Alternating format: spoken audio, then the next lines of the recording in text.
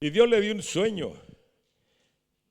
Prácticamente el sueño decía que su madre y su padre y sus hermanos se iban a inclinar delante de él porque él iba a ser un hombre muy poderoso. Pero José tenía una serie de condiciones, que era muy obediente a sus padres. Su padre le dijo: vaya, llévele comer a sus hermanos y búsquelos dónde están. Y él iba y obedecía. Después, por algo, no sé si de la situación o porque su padre amaba mucho a José, dice la Biblia que amaba mucho a José y le compró una túnica de colores, sus hermanos empezaron a odiarlo. Tanto así que estaban buscando la oportunidad para sacarlo del camino, matarlo o hacer algo con él. Y al final vieron la oportunidad y dice que no determinaron en matarlo, pero sí lo vendieron, ¿sí? Y por un momento pensemos, este muchacho que soñaba y que soñaba, que era el niño más querido de su casa, que sus dos hermanos, él estaba por encima de sus dos hermanos, y resulta que lo vendieron de esclavo. Eso es para uno ponerse a decir: ¿qué está pasando? ¿Qué está pasando? Y entonces dice en Génesis 37, 28, Génesis 37, 28, dice: José es vendido por sus hermanos. Y cuando pasaban los madianitas, mercaderes, sacaron ellos a José de la cisterna y lo trajeron arriba y lo vendieron a los ismaelitas por 20 piezas de plata y lo llevaron a Egipto. Ya ustedes conocen la historia. Se fue como esclavo a Egipto. Lo compró un general del ejército llamado Potifar. Y ya conocen toda la historia. Lo cierto es que cuando uno mire toda esa historia, estuvo como esclavo y al final quedó como mayordomo en la casa de Potifar. Pero en Génesis 39, 1, 2 y 3, hay algo muy bonito en la historia de José. Ustedes ya saben que fue esclavo, que al final fue a la cárcel, y todo eso dice que Génesis 39 dice: llevado pues José a Egipto, Potifar, oficial del faraón, capitán de la guardia, varón egipcio, lo compró de los ismaelitas que lo habían llevado allá. Y en el número 2 dice: mas Jehová estaba con José y fue varón próspero y estaba en la casa de su amo en egipcio. Y en el número 3 dice: y vio su amo que Jehová estaba con él y que todo lo que él hacía, Jehová lo hacía prosperar en su mano. Cuando uno ve esos relatos bíblicos, ver que José, siendo esclavo, que de ser un hijo de un hacendado próspero lo mandan como esclavo, y dice que Jehová estaba con José. Y luego dice que su amo se daba cuenta que Jehová estaba con José, porque todo lo que él hacía, Jehová lo hacía prosperar. Entonces dice uno: mira, qué bonito. Está pasando situación difícil y Jehová estaba con él. Estaba con su padre y Jehová estaba con él. Fue a la cárcel y Jehová estaba con él. Pero cuando estaba en la casa de Potifar, él era el mayordomo, el que mandaba prácticamente.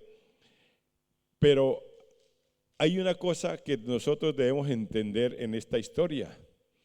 El final de la vida de José no era quedarse como mayordomo en la casa de Potifar. Y se presentó un problema con la mujer de Potifar. José era muy guapo, como los hombres de esta iglesia. Den un aplauso a los hombres de esta iglesia. Todos somos guapos. Y entonces la mujer lo perseguía. Y José tuvo dos cosas que hay que resaltar. Primero, era leal a su patrón.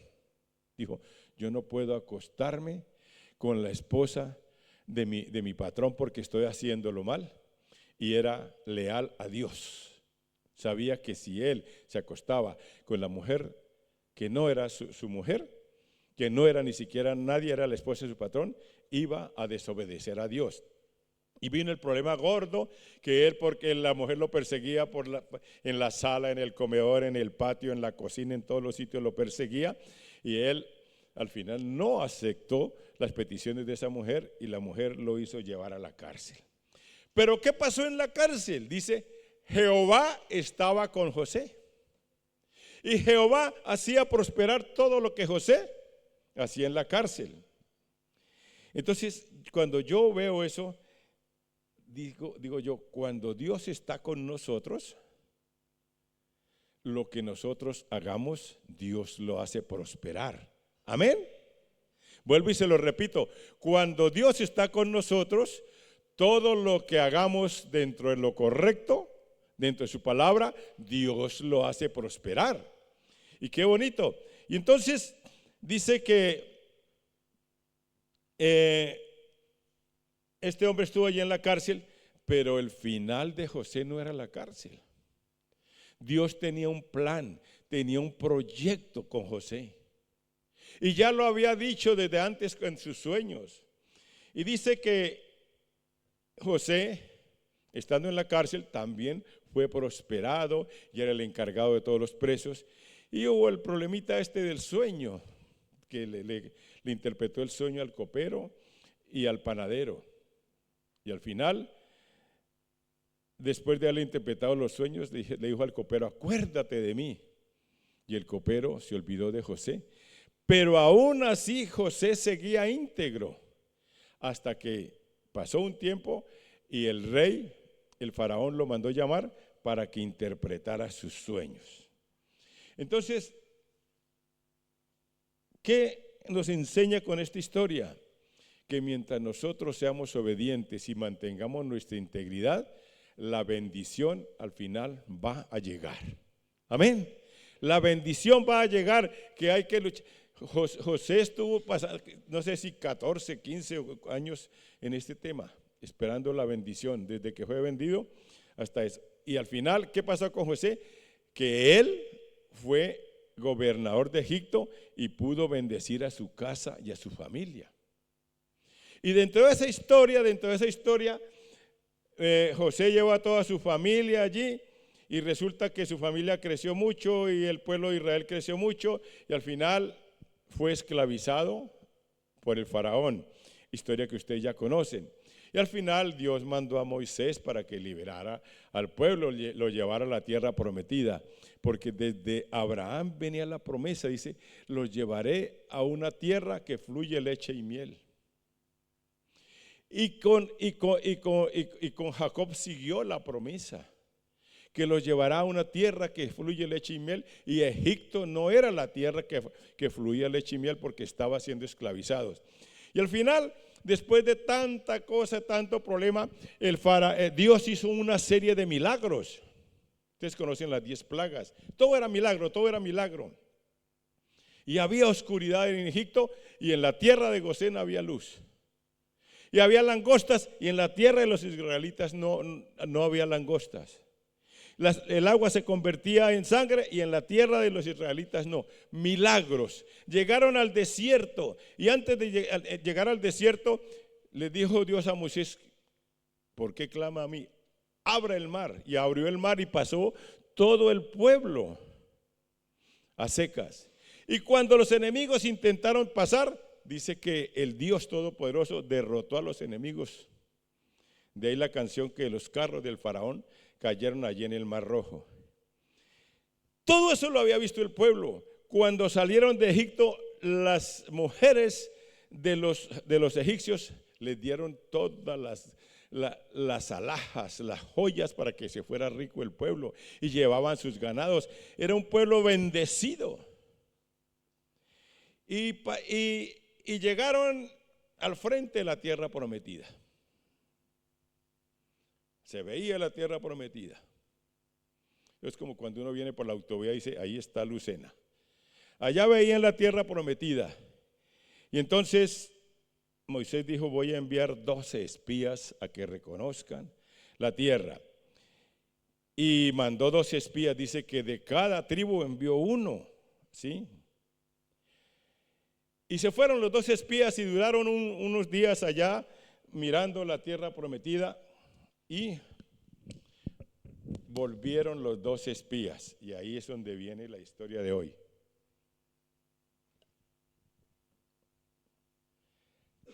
Los mismos hijos, los mismos, todos eran príncipes de Israel, todos los 12 eran príncipes.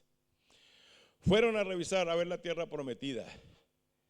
10 vinieron con un informe negativo y 2 vinieron con un informe positivo. Estaba la bendición ahí. Dios les había dicho que les iba a entregar, que ya les he entregado la bendición. Y vinieron los informes y dice Números 13, 26, 32. Números 13, 26, 32, y viene el primer informe. Dice: y anduvieron y vinieron a Moisés y a Aarón y toda la congregación de los hijos de Israel en el desierto de Parán, en Cades, y dieron la información a ellos, y toda la congregación les mostraron los frutos de la tierra. Dicen que traían unas uvas que tenían que cargarla entre varios. Y estaban en Cades Barnea, que es una ciudad que quedaba al otro lado del Jordán. Estaba la tierra prometida. Y le contaron, diciendo: nosotros llegamos a la tierra a la cual nos enviaste, la cual ciertamente fluye leche y miel, y este es el fruto de ella. Dios les había dicho que en esa tierra había una tierra que fluía leche y miel, o sea que era próspera. Y dice que el fruto era tan grande, dice, pero entonces ya vino el problema, dice: mas el pueblo que habita aquella tierra es fuerte, y las ciudades muy grandes y fortificadas. Y también vimos allí a los hijos de Anac. Amalek habita en el Negev, y el Eteo, y el Jebuseo, y el Amorreo habitan en el monte, y el Cananeo habita junto al mar y a la ribera del Jordán. Y sigue. O sea, eso es lo que dijeron. Entonces dice: entonces Caleb, que era el otro que había ido con ellos, dijo, hizo callar al pueblo delante de Moisés y dijo: subamos luego y tomemos posesión de ella, porque más podremos nosotros que ellos. Los otros empezaron a decir: y son muy altos, y están muy grandes, y hay gigantes, y el hijo de Anac, y los hijos de no sé qué, y el Jebuseo, y el Eteo. Y este dijo: un momento, subamos y tomemos la posición de ella, porque más podremos nosotros que ellos.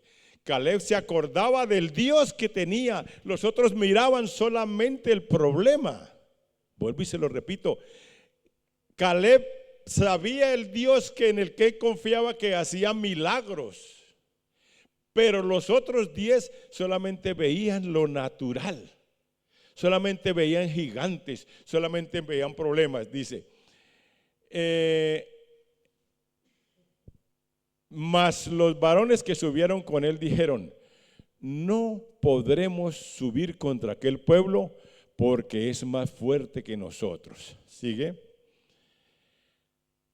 Y hablaron mal entre los hijos de Israel de la tierra que habían reconocido, diciendo: la tierra por donde pasamos para reconocerla es tierra que traga a sus moradores, y todo el pueblo que vivimos en medio de ella son hombres de gran estatura.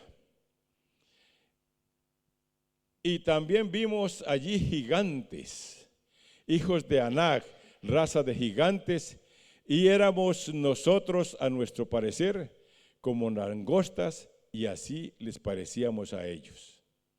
¿Qué veían ellos? Hasta ahí. ¿Qué ven ellos? Gigantes, gente muy fuerte, que nos van a comer como langostas. Eso era lo que ellos habían visto allí.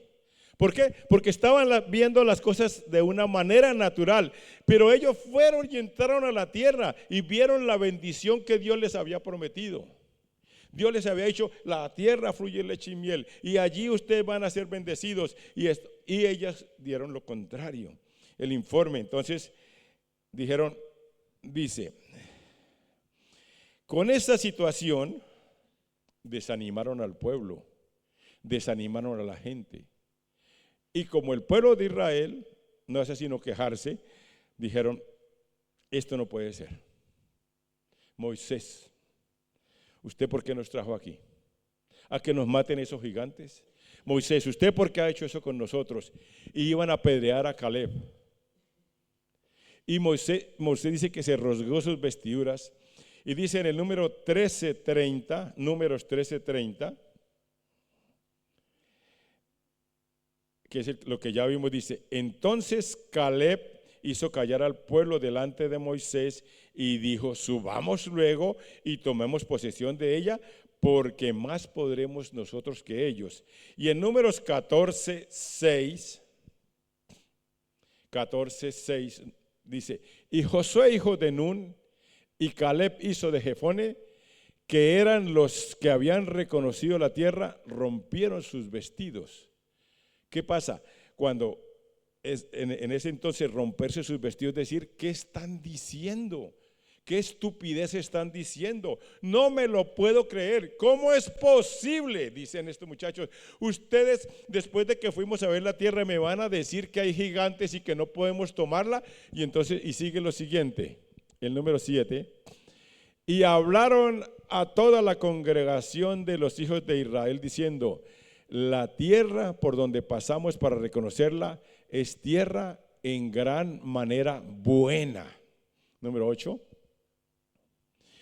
Si Jehová se agradare de nosotros, Él nos llevará a esta tierra y nos la entregará, tierra que fluye leche y miel. El número 9.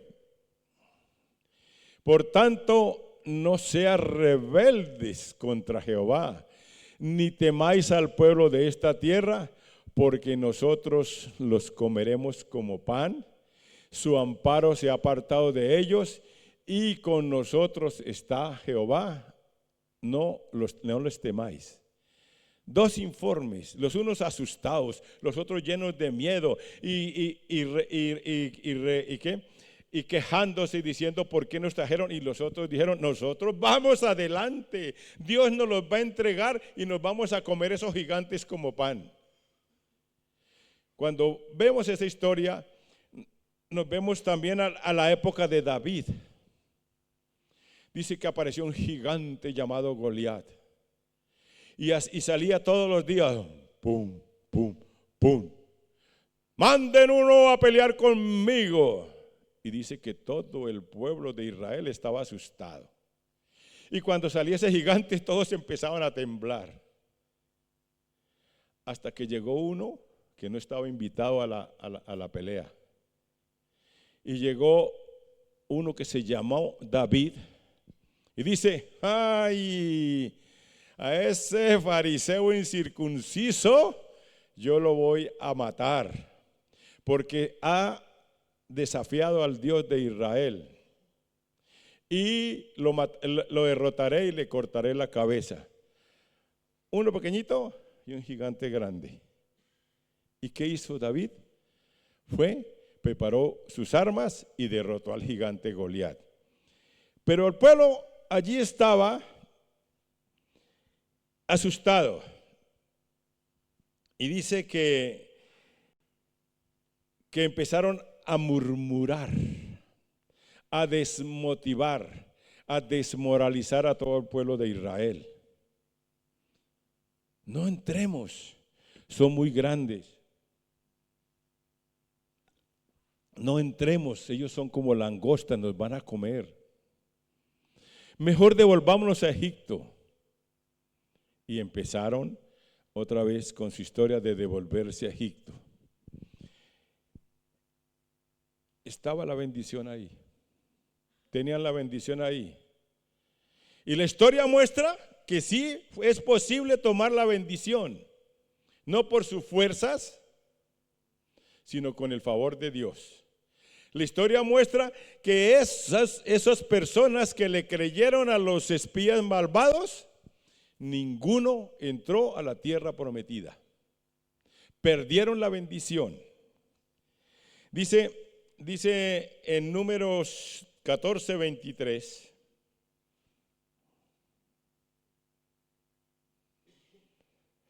Dice, muerte a los que no creyeron. Dice que no verán la tierra de la cual juré a sus padres. No, ninguno de los que me han irritado la verá. Y en Números 14:36, y los varones que Moisés envió a reconocer la tierra, y que al volver habían hecho murmurar contra él a toda la congregación, desacreditando aquel país. Siguiente. Jehová habló estaba hablando de el 14:36. El 37. Aquellos varones que habían hablado mal de la tierra murieron de plaga delante de Jehová. Los que murmuraron, los que motivaron al pueblo, los que hicieron que el pueblo se fuera en contra de Moisés y de Josué y de Caleb, dice que murieron de plaga delante de Jehová. Y ninguno de los que no quisieron, los que apoyaron a los malvados, ninguno entró a la tierra prometida. Solamente, dice, pero Josué hijo de Nun y Caleb hijo de Jefone quedaron con vida de entre aquellos hombres que habían ido a reconocer la tierra. Pero Josué, hijo de Nun, y Caleb, hijo de Jefone, quedaron con vida de entre aquellos que habían ido a reconocer la tierra. Entonces, mira, la historia dice que Josué fue el que llevó al pueblo a la toma de Jericó y a conquistar toda la tierra prometida. Y la palabra de Dios dice que Caleb, aun siendo un poco mayor de años, le dijo a Josué, acuérdate que a mí me tiene que entregar la tierra. Dice que le entregó la tierra y él fue próspero en la tierra donde estuvo. Entonces Josué y Caleb poseyeron la tierra prometida, poseyeron la bendición, pero los demás murieron antes. Y los que se dejaron creer por las murmuraciones, por las desanimarlos, eso dice que no entraron a Egipto. Entraron a Egipto solamente la generación siguiente. La Biblia dice que nosotros debemos ser entendidos en el tiempo. Desde esta mañana Dios viene hablando de que es una nueva etapa, una nueva época, que algo diferente tiene Dios para nosotros en el año 2026. Hemos venido viendo cómo el Señor está haciendo cosas a nivel de toda España. Y hemos venido viendo cómo muchos profetas y muchas personas dicen que viene un avivamiento para España. Entonces nosotros tenemos que sintonizarnos en el tiempo de Dios.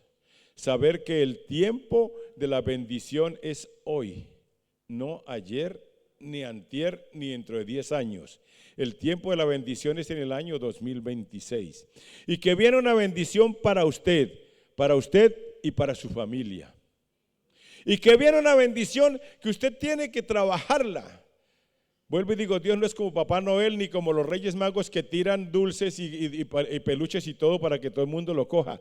Dios quiere que la bendición que te va a dar a ti no se pierda.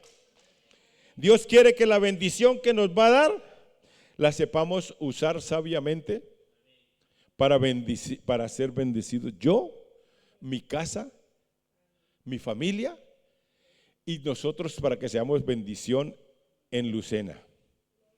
Así que este tiempo es un tiempo que tenemos que saber cómo coger la bendición. Bueno, miren, yo creo que Dios les ha venido hablando, nos ha venido hablando, la bendición estaba ahí. Era pasar el Jordán y tomar Jericó. que así lo hizo el pueblo de Israel. Pasó el Jordán en seco cuando el arca, los pies de los que te llevaban el arca tocaron el río Jordán. El río Jordán se secó, que era un río muy caudaloso, y pasaron el río Jordán. Y como los muros eran tan altos, mire lo que dice la Biblia. Dice que los moradores de Jericó cerraron las puertas y estaban con las puertas cerradas a causa de los hijos de Israel. ¿Quiénes tenían miedo? Los moradores de Jericó. ¿Quiénes tenían miedo hace 40 años? Los que vinieron a conquistar la tierra y se devolvieron a Egipto y estuvieron 40 años dando vueltas en el desierto y ahí murieron. Cuando el pueblo se determinó, dijo: vamos a tomar Jericó. Tomaron Jericó y ni siquiera usaron aviones ni nada, sino dice que con solo alabanzas y gritos cayeron los muros de Jericó y tomaron la tierra prometida. Y dice la Biblia que Josué tomó toda la tierra prometida y le repartió en las 12 tribus de Israel. Entonces, hermano, para nosotros poder tomar esa bendición en este 2026, para nosotros afincarla y trabajarla, tenemos que hacer algunas cositas. Diga, algunas cositas. Hay que hacer algunas cosas. Dice, primero, tenemos que movernos en lo sobrenatural. Si vemos las cosas a nivel, como, problemas, tanta cosa. Vienen pestes, vienen enfermedades, vienen guerras y la seguridad social tan mal y los salarios malos. Si seguimos viendo así, no vamos a tener bendición. Pero si nosotros decimos, hay problemas, pero yo tengo un Dios poderoso que me va a bendecir. Yo tengo un Dios poderoso que me va a bendecir. Entonces usted tiene que ya moverse en lo sobrenatural, en eso. Saber que estamos en el tiempo de bendición, que viene bendición para su casa, que usted no puede seguir en la misma situación económica, en la misma situación sentimental, en la misma situación de enfermedad. No, lo decía la canción, lo decían, Jesucristo sana, salva, libera. El Señor va a cortar maldiciones, va a cortar ataduras, va a abrir negocios, va a abrir trabajos, va a dar papeles, va a hacer de todo en este año. También va a traer maridos y mujeres para los que están solteros. Sí, porque con esa cara. Y no va a permitir separaciones, sino va a haber restauraciones. Amén. Y dice, debemos entender que estamos en ese tiempo. Es un tiempo de bendición. Entonces, si yo lo creo, esa es la primera. Si yo lo creo, Dios va a hacerlo. Si no tengo fe, no va a suceder. Ahora, yo tengo que alinear mi boca a la bendición que viene en camino. Si solamente pongo queja, si solamente pongo tristeza, si pongo hasta celos y rabia, dice, pero ¿por qué el Señor bendice a aquella y a mí no? Y mire cómo ese sí, no sé qué. No permita que la envidia, nosotros como hermanos en Cristo tenemos que agradarnos por las bendiciones que le lleguen a su hermano. Y si tú te agradas, el Señor dice, ese también voy a bendecirlo. Pero si tú entras en cuestión, dice, y empieza a manejar la boca de otra manera, dice, cambie su forma de hablar, hable de bendición. No tiene casa, el Señor te va a dar una casa. Y en la casa que me va a dar el Señor, no tiene coche, y en el coche que me va a dar el Señor, y en el trabajo que me va a decir, y ahora voy a ganar más. Alguien me decía, mira que me llamaron de este trabajo, y yo no tenía las condiciones que pueden tener otros, pero me llamaron a mí y me lo dieron, porque el Dios es el que abre puertas y coloca gracia en nosotros. Que a lo mejor no tiene papeles, también le pueden dar un trabajo. Que a lo mejor no tiene los estudios, también le pueden dar un trabajo. Porque Dios coloca gracia en nosotros. Y cuando Dios determina, lo voy a bendecir, es sí o sí. Entonces tenemos que hablar siempre bendición. Bendición para mí, bendición, bendición. No tengo hijos, pero cuando tenga hijos. No tengo nietos, pero cuando tenga nietos. No tengo coche, pero cuando tenga coche, siempre visualice. Yo quiero una casa, yo quiero mi casa, yo quiero esto, yo quiero esto. Siempre hablando positivamente. No permita que el espíritu de queja que se mueve en algunos lugares de España los coja. No permitamos. Siempre hablando positivamente y hablando así. Ahora, ¿qué es lo que pasa? Hay que alinear también los ojos. Veamos con los ojos espirituales, veamos lo sobrenatural. Allí unos veían gigantes, otros veían oportunidades de bendición. A veces nosotros vemos, algunos ven problemas, nosotros tenemos que ver oportunidades de bendición. ¿Sí? Recuerdo ahora, llegaron dos hombres a un pueblo y llegó el primero y le dijo al otro: yo me voy a ese pueblo a vender zapatos. Y llegó el hombre a ese pueblo y nadie usaba zapatos. Dijo: no, pues aquí nadie, aquí que voy, yo me voy, y se devolvió. Y el otro dijo: deje, yo sí voy a ir.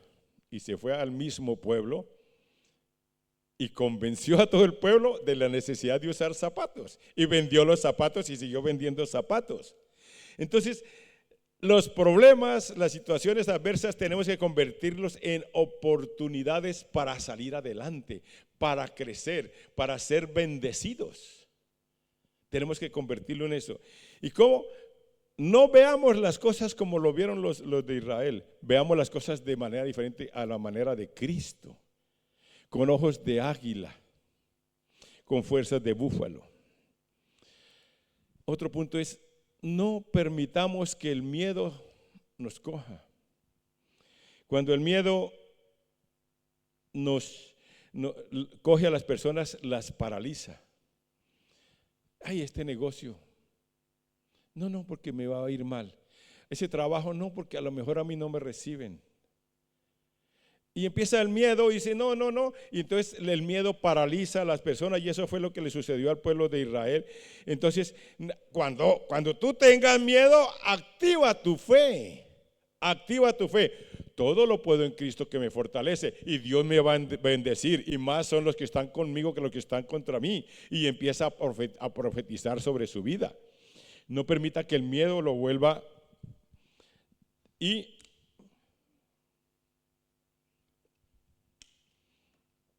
hermano, no escuche voces extrañas. Escuche la voz de Dios. Los demás, sus amigos, le van a decir: ¿usted va para ese trabajo? ¿Usted va para ese trabajo? A ti no te van a recibir. Dice: no, yo voy en el nombre de Jesús. Yo voy en el nombre de Dios. Dice: ¿usted va a comprar un coche? No, un cochecito. No, yo voy a comprar un coche y me lo van a dar. Me acuerdo cuando yo fui a comprarme mi primer coche. Allí en Colombia, para que le den un crédito, uno tiene que ir con corbata y bien vestido y hacerse ver que es una persona importante. Yo llegué allá al concesionario a comprar un coche. Salí de trabajar con la camiseta toda llena de cola y pantalón corto y zapatillas de esas llenas de cola. Yo vengo a comprar un coche. Sí, pues se me su nómina. Claro, aquí está. Se lo entregan a uno. Claro, pero sencillamente dice: no, ¿usted cómo va a ir así? No, uno tiene que ir con confianza y con fe, y de seguro que van a hacer las cosas. Los 10 espías murmuraron, hicieron entrar el desánimo, el desaliento. Y la consecuencia de eso fue que duraron 40 años dando vueltas en el desierto y nunca entraron a la tierra prometida. Muchas veces está la bendición ahí y por escuchar voces extrañas no la tomamos. Por escuchar voces extrañas decimos: no es el tiempo, no, esperemos. Hay veces está la bendición ahí y dice, no, voy a orar para que Dios me confirme. ¿Sí? Pero si Dios ya le dijo, no, es que tengo que orar. Hermano, se necesita confianza y fe en Dios para tomar la bendición. Y en este año, tú tienes que determinarse y creer. Podemos mirar el año pasado y podemos mirar el antepasado. Y siempre los pastores dicen lo mismo, este es el año de la bendición. Tú crea porque las cosas han cambiado para nosotros. Este es el año de su bendición. Es el año de su bendición, es el año de mi bendición. Este año vamos a ver cosas extraordinarias cuando Dios empieza a rescatar, a respaldarnos con sanidades, con milagros. Cuando a pesar de los problemas en su casa usted ve que hay bendición. A pesar de las dificultades, porque este año para algunos fue difícil, otro menos difícil, pero dice la palabra que de todos nos sacó Jehová. De todas las aflicciones nos sacó Jehová. Y este año no va a ser el año de la aflicción, va a ser el año de la bendición. No lo digo yo, lo dice el Señor, ¿sí? Dice, ¿por qué? Es cuestión de fe y creerle y tener confianza en el Dios Todopoderoso. Así que cuando usted vaya a echar sus peticiones ahí, créalo, confiese, crea que el Señor va a hacer algo extraordinario en este año. Una vez hace unos 5 o 6 años hicimos un campeonato, bueno, un torneito de fútbol ahí en el barrio. Y al final logramos que el ayuntamiento moviera fichas y les dieron camisetas a todos los participantes. Y al grupo de campeones lo llevaron a comerse una hamburguesa en McDonald's. Y yo me acuerdo tanto que había dentro de los jóvenes, de los niños que iban, alguien que nunca había ido a McDonald's. Y decía yo, ¿cómo es el Señor? Les pusieron autobús y los llevamos a McDonald's y se gozaron. Así que hay cosas que a lo mejor tú y yo no las hemos conseguido, no las hemos tenido, pero este es el año de la bendición. Yo estoy clamando por varias cosas. He venido clamando. Digo, Señor, ¿por qué? ¿Por qué? ¿Por qué? ¿Por qué no me da mi casa, Señor? Entonces mi mujer dijo, vamos a decirle que la queremos aquí así. Y muchas otras cosas. Entonces vamos a movernos en fe y creer que es el año de la bendición y que en el año 2026 veremos la gloria de Dios. Amén. Póngase en pie.